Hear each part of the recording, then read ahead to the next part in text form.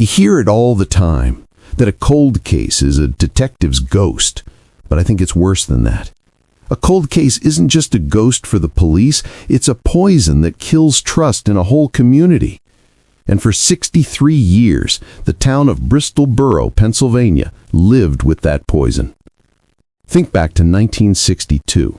It was a quieter time, a time when a 9-year-old girl could ride her bike down the street alone, no one thinking twice. That's the world Carol Ann Dougherty lived in. And it's the world that was shattered on October 22nd.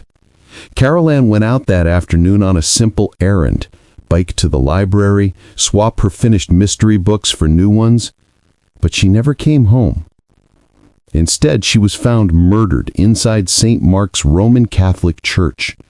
The crime was so unthinkable, so vile, that it didn't just shock the town, it broke its spirit. A killer walked free, and no one knew who it was. Decades passed, detectives retired, case files yellowed, and the Dougherty family, year after year, sat with a wound that would never scab over. The case was ice cold. It was listed as unsolvable. It seemed the killer had won. But here's the promise I'm making you. The story doesn't end there. In a stunning piece of investigative work that spanned generations, a newly verified family confession and advanced forensic science, something the original police couldn't even dream of, finally brought the truth to light. The killer, William Schrader, was finally identified. He'd lived his life, died in 2002, and spent nearly all that time looking over his shoulder, knowing that a child's murder was his secret. Stick with me. We're not just going to talk about a murder. We're going to talk about how a small lie, a single strand of hair, and one crucial secret confessed to a stepson finally proved that the monster had been hiding in plain sight the entire time. It's a tragedy, yes, but it's also a victory for justice. That's why this story matters. If you're going to spend over a decade chasing a killer, you've got to know who they took from you. You can't let the victim just be a black and white photo on a corkboard. They have to be real. Before Carol Ann Dougherty became the subject of Pennsylvania's longest-running nightmare, she was just Carol Ann. She was 9 years old. That age, you'll remember, is when the world starts to open up, when you trade sandbox games for real grown-up dreams. For Carol Ann, that whole new world was made of paper and ink. I'm talking about a girl who didn't just read books, she lived inside them. Her escape was the written word. She was an avid reader, the kind of kid who got her hands on a book and wouldn't come up for air until the last page was turned. She was hooked on a particular mystery series, the kind where you follow the same hero through adventure after adventure. Think about the simple joy of that. You finish a great book, and the immediate need is to get to the library and grab the next one. That simple, beautiful drive. That's what was motivating Carol Ann on that Monday afternoon. She wasn't just running an errand, she was on a quest. She was heading out to meet her friends and move the story forward. You can almost see her, can't you? Her small, determined figure on her bicycle, rolling down the streets of Bristol, already thinking about the mystery waiting for her on the library shelves. Her sister, Kay Dougherty Talanka, has spent a lifetime holding on to those small, fragile memories. Kay speaks of Carol Ann not as a victim, but as the bright light that was snuffed out. The pain she carries, it's not just grief, it's a gaping hole. She talks about how that single event, that one afternoon in 1962, didn't just take her sister, it defined their whole family. Kay said it herself. The uncertainty surrounding Carol's death became a part of who they were. That's a profound, tragic thought. It means every holiday, every family gathering, every quiet Sunday was shadowed by the question, who took her and why? That's the unhealed wound that the family had to carry for 6 decades. Carol Ann was also a girl of quiet faith. This is a detail you can't overlook because it makes her story even more heartbreaking. She had a custom, a small private ritual. Whenever she rode past St. Mark's Roman Catholic Church, she would stop to say a quick prayer. It was just a brief moment of respect and devotion before she went on her way. It wasn't about public display, it was just who she was. She was a good girl, a dutiful girl. And you see why that detail matters, because it places her, by her own devout habit, right where the killer found her. She was just 9. 9 years old means you're still counting your pennies for candy. 9 years old means your biggest worry is getting your bike chain tangled or missing the next part of your favorite story. She was riding a line between being a little kid and becoming a young woman, full of potential, full of curiosity. The documents talk about her being excited to trade in her finished books. She was planning the next chapter of her reading life. She had no idea that her own life story was about to be cut off mid-sentence. What I think is truly cruel is that a child who loved mysteries became the center of a real-life dark mystery that no one could solve. That's the irony that had to haunt her family. They searched the files and the headlines, hoping for a resolution to her case, the same way she had searched the pages of her books for the answer to a crime. She wasn't just a 9-year-old girl. She was a sister, a daughter, a friend. She was the one who rode her bike, who loved to read, and who carried a quiet, simple faith. She's the person you need to remember, because when you finally learn who the killer was and what he did, you need to understand exactly what he robbed the world of. He robbed it of Carol Ann's bright, unfolding potential. He stole her entire future, and in the process, he stole the peace of an entire town for 63 long years. That's the person they had to fight for. That's the person justice was delayed for. And now that we know who Carol Ann was, we're ready to talk about the final, horrifying afternoon of her life. She was just 9. 9 years old means you're still counting your pennies for candy. 9 years old means your biggest worry is getting your bike chain tangled or missing the next part of your favorite story. She was riding a line between being a little kid and becoming a young woman, full of potential, full of curiosity. The documents talk about her being excited to trade in her finished books. She was planning the next chapter of her reading life. She had no idea that her own life story was about to be cut off mid-sentence. What I think is truly cruel is that a child who loved mysteries became the center of a real-life, dark mystery that no one could solve. That's the irony that had to haunt her family. They searched the files and the headlines, hoping for a resolution to her case, the same way she had searched the pages of her books for the answer to a crime. She wasn't just a 9-year-old girl. She was a sister, a daughter, a friend. She was the one who rode her bike, who loved to read, and who carried a quiet, simple faith. She's the person you need to remember. Because when you finally learn who the killer was and what he did, you need to understand exactly what he robbed the world of. He robbed it of Carol Ann's bright, unfolding potential. He stole her entire future. And in the process, he stole the peace of an entire town for 63 long years. That's the person they had to fight for. That's the person justice was delayed for. And now that we know who Carol Ann was, we're ready to talk about the final, horrifying afternoon of her life. You know the moment in a movie when the camera pans slowly, showing normal life in the seconds before a disaster? That's what October 22nd, 1962 was like for Carol Ann Dougherty. It was a day of sun-drenched school day routine that would, in the course of 2 short hours, turn into a night of unending dread. Her last normal day began, well, normally. She was in her small corner of Bristol Borough, and after school she had a mission. It wasn't chores or a punishment, it was her adventure. She was going to the Bristol Borough Free Library to swap out her mystery books. We talked about how much she loved to read. That love is what put her on the path. That's the tragic, simple irony. She left her home on her bicycle. She had her books, and maybe she had a few coins jangling in her pocket.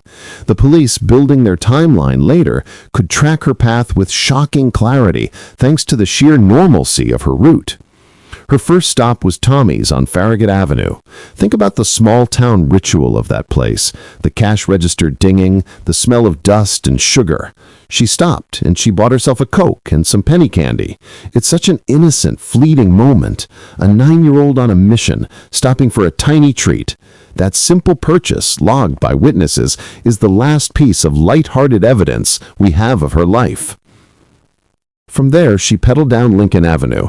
She was getting close to the library. She was getting closer to the next book, closer to her friends. But she didn't quite make it. You remember her habit, right?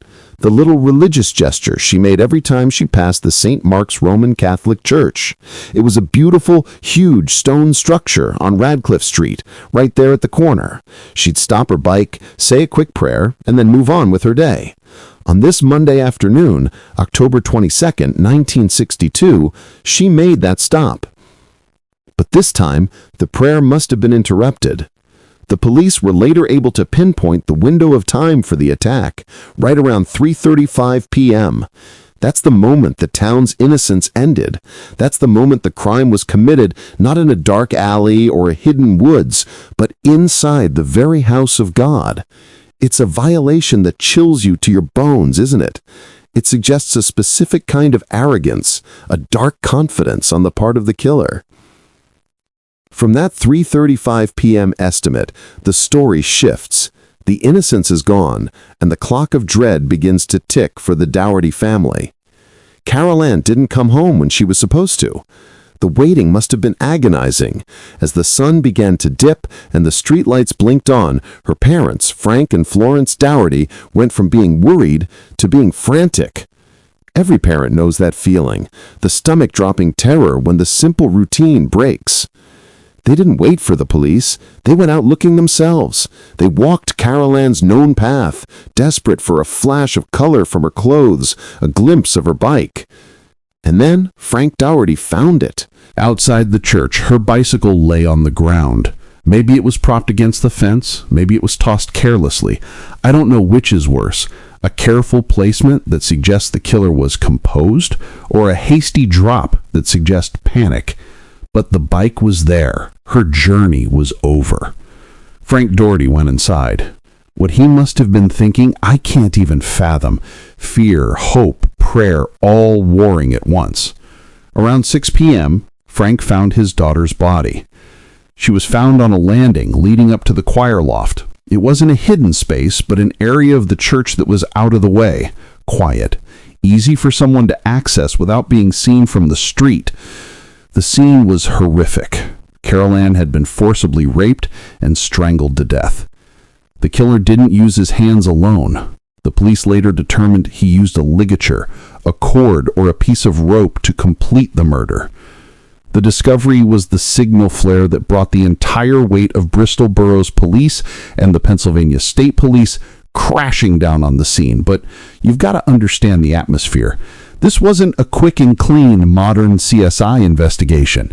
This was 1962. It was chaos, confusion, and raw amateur terror. The discovery was made by the victim's father. The police had to immediately establish their theory of the crime. A monster had lured an innocent girl into a sacred place and committed a profound act of evil. The town shut down.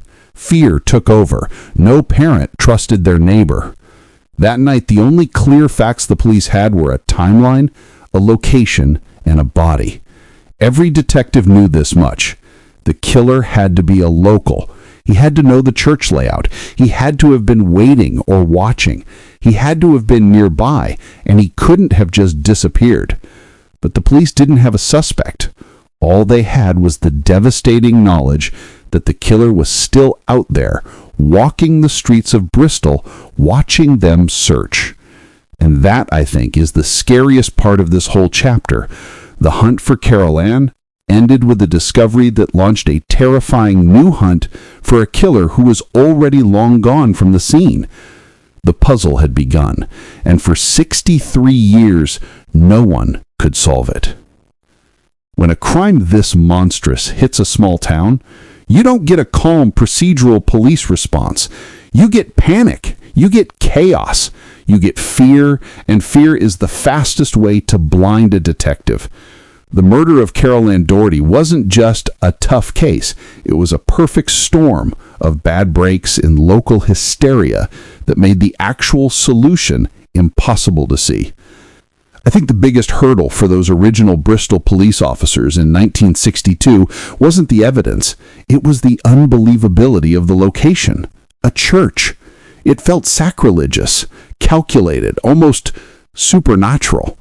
So the detectives had to widen their net, chasing every abnormal person, every local oddity, every name that someone whispered in suspicion. They knew the killer was local, so suspicion fell everywhere.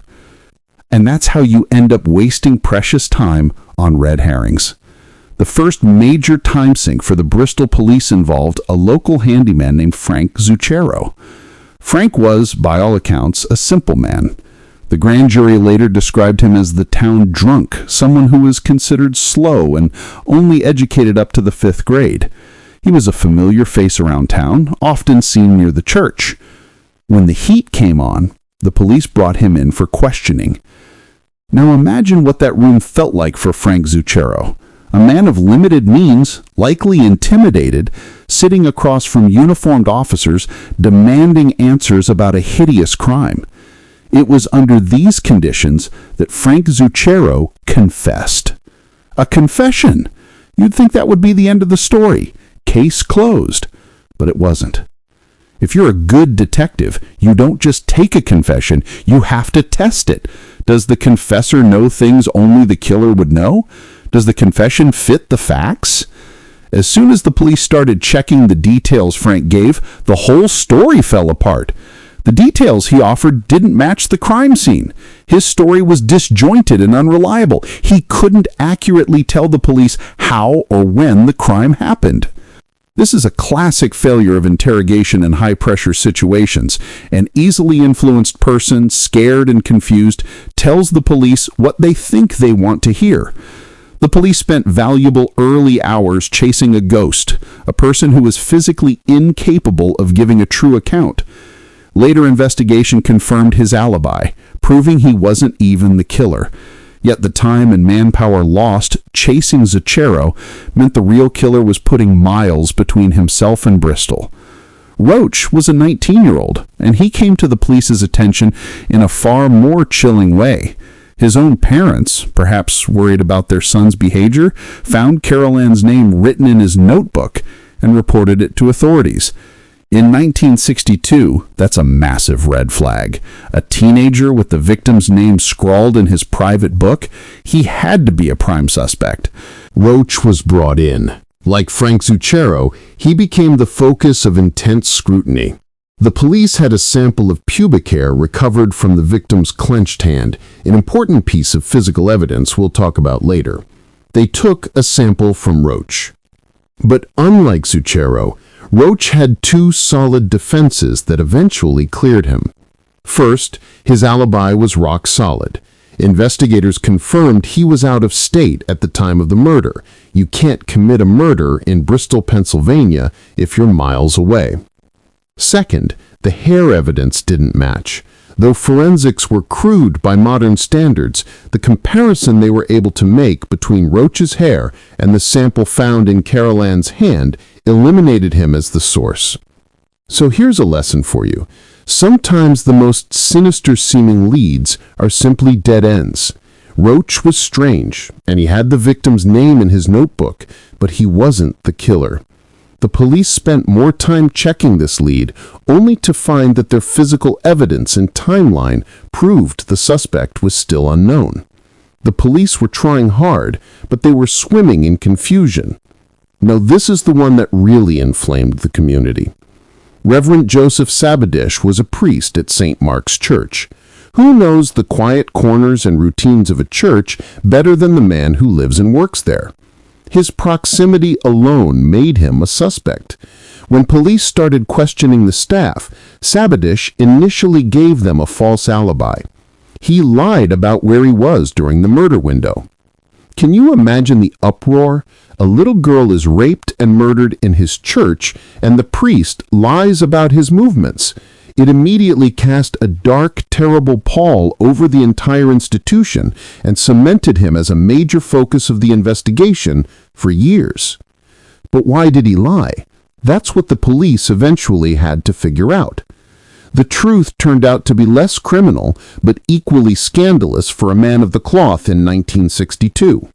Sabadish, who had taken vows of celibacy, was actually having an affair, or at least pursuing one.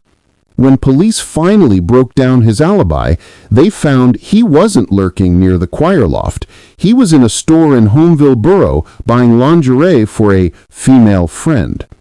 His romantic pursuit of a married woman was a direct violation of his vows, which explained perfectly why he felt compelled to lie to the police. He was protecting his reputation and his position, not hiding a murder. Once police confirmed this new, embarrassing alibi, the priest was eliminated. His lie was not about Carol Ann. It was about his own secret sin. So what you see here is a pattern. The police were working without the benefit of modern science. They didn't have the tools to separate the dangerous leads from the merely strange. They had 1. A false confession from a man they shouldn't have trusted. 2. A suspicious teen cleared by a verifiable alibi and hair test. 3. A priest cleared by a salacious but non-homicidal alibi. Every one of these leads took precious weeks, months, or even years to fully resolve. Meanwhile, the real killer, the man who was calmly seen near the church by a witness, the man who failed a polygraph and lied about his time cards, was slipping away. The ultimate failure of the initial investigation wasn't a lack of effort, it was the failure to prioritize the right clues and eliminate the wrong ones quickly enough. The case files ballooned with statements and theories about men who were not the killer. This mountain of misinformation became its own problem, obscuring the simple truth. A man named William Schrader was lying, and he was the only suspect who couldn't be ruled out by the critical piece of physical evidence. As the years passed, the original detective, haunted by the dead end, retired. The police were forced to file the case away, calling it officially cold. The terror remained because everyone knew one thing for certain. They had chased every shadow, but the devil was still walking free. While the police were running in circles, chasing after drunks, priests, and odd teenagers, the real killer was doing the one thing no one expects. He was blending back into the furniture. This is the part of the story that makes your blood run cold. It's the moment the audience should gasp, because you realize the monster wasn't in the woods, he was the quiet neighbor next door. The man's name was William Schrader. Schrader wasn't some stranger passing through. He was a local factory worker. And get this, he lived on Lincoln Avenue, barely a block and a half from St. Mark's Church. You could walk from his front door to the spot where Carol Ann's bike was found in under 5 minutes. He wasn't some distant mystery man. He was right there. He was interviewed by the police. They talked to everyone in the neighborhood, and Schrader was just another name on the list. But what he told them didn't match what the police were quietly picking up. Witnesses saw him near the church right after the estimated time of the murder. Now this is important. Some witnesses noticed something specific about him. They said he had a distinct facial scar, and more chillingly, one observer noted he looked like he just committed a murder. It's that awful gut-level feeling a witness sometimes gets that they can't quite explain or back up. When the police sat him down, Schrader tried to play it cool. He offered the perfect standard alibi. He was at work. He was punched in, putting in a shift. But when the investigators checked his time cards, they found he was lying. He hadn't been to work in 3 days. The perfect alibi was a simple, quick deception. He was loose, unaccounted for, and right near the scene of the murder during the murder window. They gave him a polygraph test. He failed it badly. The police were zeroing in on him. They took samples from everyone, and Schrader complied, giving them a pubic hair sample. They had all the pieces, didn't they? They had the witness ID, the failed polygraph, the verified lie about his time card, and the physical sample. In a modern investigation, this combination would have been enough to hold him. But this wasn't modern. This was 1962. Without conclusive single-source DNA science, the police didn't have the final, unassailable piece of proof they needed for a murder charge. They had suspicion, lies, and a failed test, but they couldn't tie him definitively to the physical evidence in Carol Ann's hand. So, they let him go. Schrader didn't stick around to see if the police changed their minds. He knew what he'd done. He knew what he'd lied about. He knew they were looking at him. Shortly after being questioned, he fled Pennsylvania. He ran straight down to Florida. He lived there for about a year before bouncing around Texas and finally settling in Houma, Louisiana. He lived there, under the radar, for decades. This flight, this sudden, unannounced departure from his home and his job, it's a giant blinking signpost saying, "I did it." But by the time investigators could seriously focus on the hair sample again, Schrader was thousands of miles away, and the trail was cold. You have to understand the sheer arrogance of this man. William Schrader got away with raping and murdering a child in the safest place in town, right under the noses of the police. He simply slipped away and spent the rest of his life free. He wasn't free from committing crimes, though. He carried his dark pattern with him to Louisiana, where his own twisted history of sexual violence against young girls continued and escalated. His life was a trail of victims. He'd eventually be convicted in 1985 for the death of a 12-year-old girl in an arson attack. Schrader got his freedom in 1962. He died in 2002 at the age of 63, never having faced justice for Carol Ann Dougherty. He took his secret to the grave. Or so he thought. This is the man they needed to find. This is the monster who walked away, leaving behind only the impossible puzzle for the police to struggle with for the next 60 years. His shadow fell over every subsequent attempt to solve the case. But the evidence just wasn't strong enough. Not yet. For 63 years, the murder of Carol Ann Dougherty sat on a shelf. You can picture it, can't you? A heavy, mold-smelling box bound with brittle tape labeled with a single, tragic name. That box held the ghosts of failure, the frustration of the initial detectives, and the fear of a town that never forgot. But inside that box, a few quiet clues were waiting, just waiting for the right moment, the right technology, and the right people to listen. My take is that a cold case only gets solved when someone new walks in and decides that impossible is just a suggestion. That's exactly what happened in the 2020s in Bucks County. A new investigative grand jury was formed, led by District Attorney Jennifer Shorn, and they pulled the box down off the shelf. They didn't start with new leads. They started by trusting the old ones. The strand of truth. You'll remember the most chilling piece of physical evidence from the crime scene, the pubic hair sample found clutched tightly in Carol Ann's hand. Think about that for a second. It means the little girl fought back. Even in her final moments, she was fighting. And she held on to that evidence for 63 years. In the early 90s, the police tried again. They sent the samples for a comparison test. This was 1993, just before the true power of DNA technology took hold. They compared the evidence to samples they'd collected from dozens of suspects over the decades. The results, even back then, were stark. Out of 141 men whose pubic hair samples were tested against the one in Carol Ann's hand, every single person was eliminated as the source, except one. That one name was William Schrader. The grand jury didn't need a perfect DNA match. They had exclusion.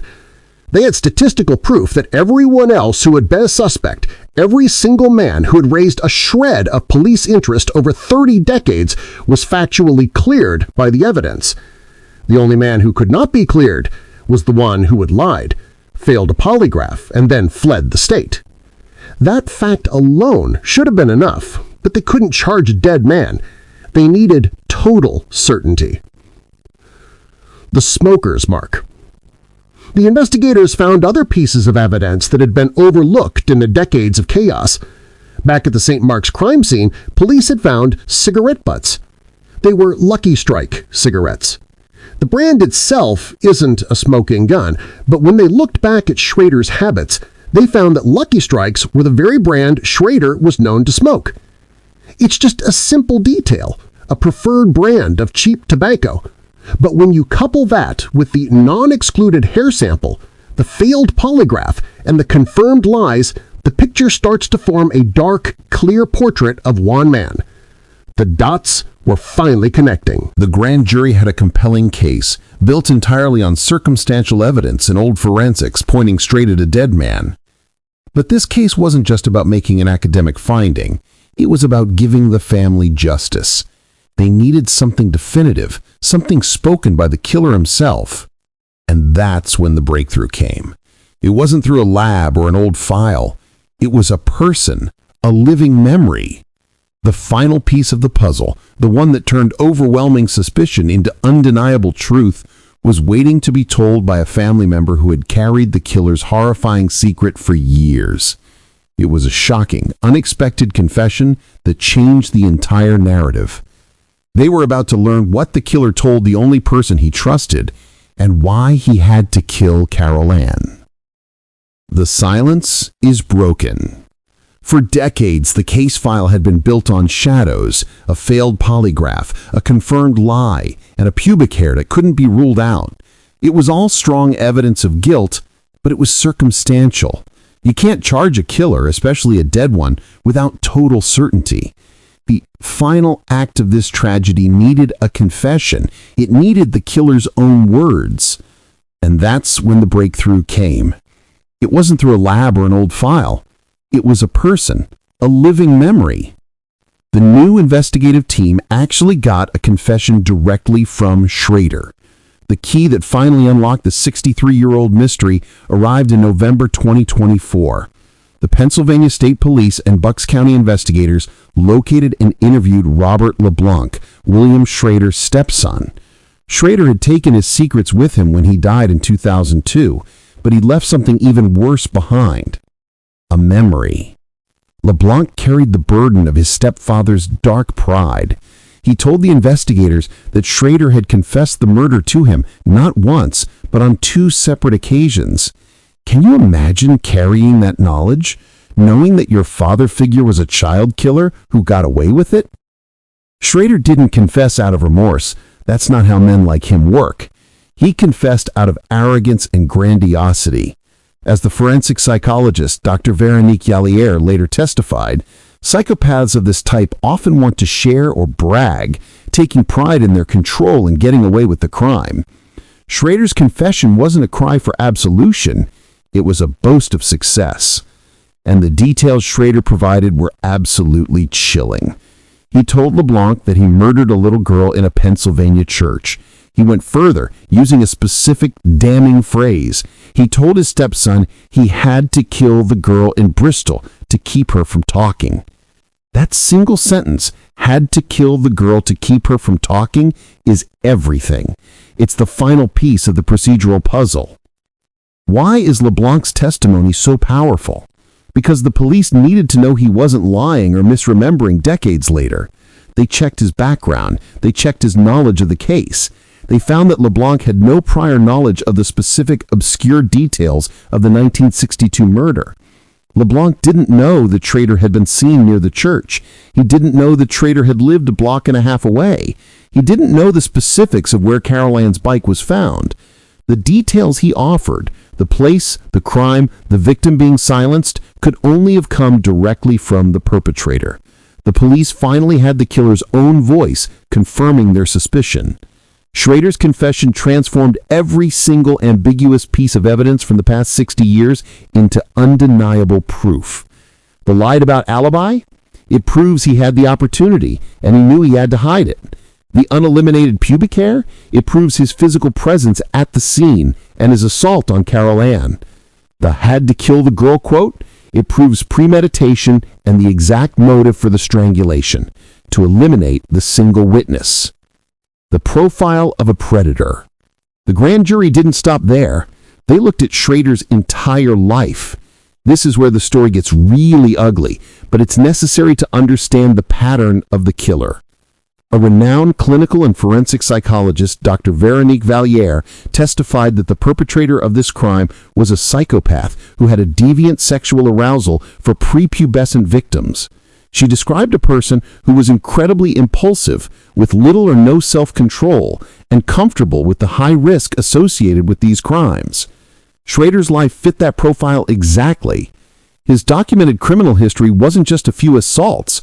It was a terrifying pattern that spanned multiple states and decades, including arson, manslaughter, a conviction in Louisiana for the death of a 12-year-old girl, Catherine Smith, whom he killed after intentionally setting fire to his house in 1985, knowing she and others were inside. Serial abuse.